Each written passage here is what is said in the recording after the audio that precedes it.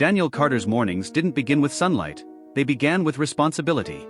At 5:30 a.m., before the world even considered waking up, he was already in the kitchen of his cramped apartment, quietly boiling water so he wouldn't wake Lily. The place was small, just 2 rooms and a bathroom, but to him, it was everything he had left. The paint on the walls was slightly chipped, the furniture worn down with time, but it carried memories of laughter, bedtime stories, and quiet promises he made to his daughter every single night. Lily shuffled out of her room, rubbing her eyes, her hair messy but her smile pure. "Daddy, you're up again?" Daniel turned, instantly softening. "Always," he said with a tired smile. He packed her lunch carefully, making sure it looked fuller than it really was. Kids notice things like that. He didn't want her to feel different. After dropping her at school, his life shifted. The softness disappeared, replaced by survival. Construction work was brutal, long hours under the sun, heavy lifting, constant shouting. His body ached, but he never complained. Pain had become part of his routine. What hurt more was the silence at night. After Lily fell asleep, the apartment felt too quiet, too empty. That night, sitting alone, his phone buzzed unexpectedly. A blind date confirmation. Daniel stared at it for a long moment. He almost ignored it. But something inside him whispered, "What if this changes something?" Daniel almost turned back twice before entering the restaurant. The glass doors reflected a version of himself he barely recognized. A cheap blazer, slightly wrinkled shirt, shoes polished as best as he could manage. Around him, luxury cars pulled up, and people stepped out looking like they belonged in a completely different reality. Inside, everything gleamed. Crystal chandeliers hung like stars frozen in time. The air smelled faintly of expensive perfume and perfectly plated meals. Even the silence felt expensive. "Table for Daniel Carter," he said, his voice quieter than usual. The hostess smiled politely and led him in. And then, he saw her. She sat alone at a corner table, posture straight, composed, almost untouchable. Her off-shoulder suit was elegant and perfectly tailored, giving her a presence that demanded attention without asking for it. She wasn't trying to impress anyone, she didn't need to. But her eyes. They betrayed everything. They weren't cold. They weren't distant. They were tired. Deeply, painfully tired. Daniel slowed his steps as he approached. For a second, he wondered if this was some kind of mistake. But when she looked up at him, there was something human in her gaze. Something broken. And suddenly, he didn't feel so out of place anymore. "Hi. I'm Daniel." His voice carried a mix of nervousness and honesty that couldn't be faked. The woman looked at him for a moment longer than expected, as if studying something invisible beneath the surface. Then she nodded slightly. "Sophia." No last name. No introduction. Just Sophia. Daniel sat down, unsure of what came next. Blind dates were supposed to have structure. Small talk, awkward laughter, maybe a forced smile or two. But this felt different. The silence between them wasn't empty. It was heavy. "What do you do?" Daniel asked, trying to break the tension. Sophia gave a faint smile, but it didn't quite reach her eyes. "I work." He chuckled lightly. "Yeah, me too." Another pause. But this time, it wasn't uncomfortable. It was honest. Sophia watched him carefully.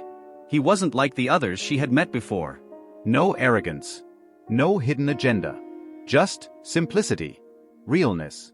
And somehow, that made her guard slip, just a little. "You look like someone who's tired," she said quietly. Daniel blinked, caught off guard. "Funny," he replied, "I was thinking the same about you." For the first time that night, she almost smiled for real. It started with something small. Her hand. It trembled slightly as she reached for her glass. Daniel noticed immediately, but he didn't say anything. He had learned something about pain. Sometimes, pointing it out made it worse. Sophia took a sip of water, but her composure was slipping. The calm, controlled exterior she had built over years was cracking. "I'm sorry," she whispered suddenly, looking away. "For what?" Daniel asked gently. She didn't answer right away. Instead, she pressed her lips together, trying to hold something in. And then, a tear escaped. Just one. But it was enough. "I don't do this," she said, her voice barely steady. "I don't break down in front of strangers." Daniel leaned slightly forward, his tone soft. "Then don't think of me as one." That did it. More tears followed, not loud, not dramatic, but quiet, controlled, almost dignified. The kind of crying that came from years of holding everything in. The restaurant continued around them, people laughing, glasses clinking, but at their table, time had slowed. For the first time in a long time, Sophia wasn't pretending. "I built everything myself," Sophia said after a long silence. Her voice had changed. It wasn't breaking anymore, it was steady, but heavy with truth. No help. No shortcuts. Just work. Daniel listened carefully. "I started with nothing," she continued. "And now I run a company people would kill to be part of." He nodded. "That's impressive." She let out a quiet, almost bitter laugh. "Is it?" Daniel frowned slightly. Sophia looked at him then, really looked at him. "I have houses I don't live in. Money I don't spend. Success I don't feel." Her voice softened. "And no one to come home to." That sentence landed hard. Daniel felt it in his chest. Because he understood. Not the money. Not the power. But the emptiness. "I sit at dinner tables like this," she said, gesturing around, surrounded by people, "and still feel completely alone." Silence followed. Heavy. Real. Unavoidable.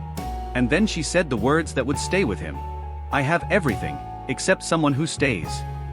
Daniel took a slow breath. He hadn't planned on opening up. Not tonight. Not to someone he had just met. But something about her honesty made it impossible to stay guarded. "My wife left," he said quietly. Sophia didn't interrupt. She said life with me felt small.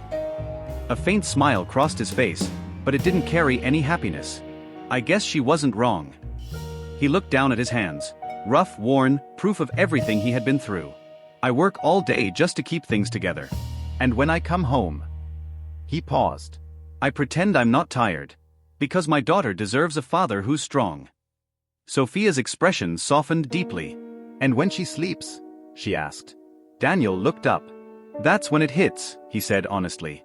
"The silence. The emptiness." For a moment, neither of them spoke. Two completely different lives.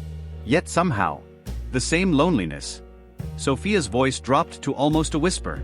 "I would give it all away." Daniel looked at her, confused. "What?" "My company. My success. My money." She swallowed. All of it. Her eyes glistened again. For one person, who chooses to stay. Daniel felt something inside him tighten. Because he was that person. For Lily. Every single day. But hearing those words, it made him realize something painful. No one had ever chosen to stay for him. Not his wife. Not life. Not anyone. And suddenly, the strong man who carried everything quietly, felt seen. And broken. At the same time. When the bill arrived, Sophia reached for it automatically. Daniel gently stopped her hand. "I've got it." She looked at him, surprised. "You don't have to." "I know," he said. "I want to." It wasn't about money. It was about dignity. About showing up. Sophia studied him for a moment, then slowly let her hand fall back. For the first time that night, she smiled. A real one. Soft. Warm. Human. Outside, the night air felt different. Lighter. Softer. They stood under the glow of streetlights, unsure of what came next. So Sophia said quietly, "What happens now?" Daniel shrugged slightly. "Maybe we stop pretending we're okay." She nodded. "And maybe, we don't have to be alone anymore." For the first time in a long time, both of them felt something unfamiliar.